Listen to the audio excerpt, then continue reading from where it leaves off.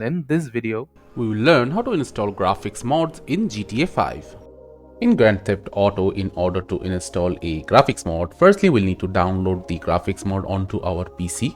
For this video, we'll be downloading the Grand Theft Auto 5 Enhanced Edition native graphics mod.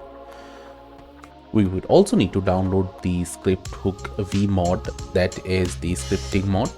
We can download it from this website.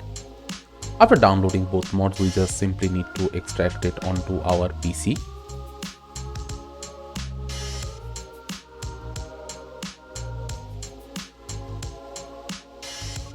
After both of these files are extracted, firstly we'll head into the scripthook v file. From here, copy the d input, x input and scripthook v. Then paste it into the GTA 5 enhanced directory. Then head into the graphics mod folder, then installation file. From here, copy everything, then paste them into the GTA 5 install directory. After we've installed these mods and head into the Grand Theft Auto 5, we should see the new graphics mod in work with enhanced graphics. So this is how you can easily install the graphics mod in Grand Theft Auto 5 and enjoy the game as you please.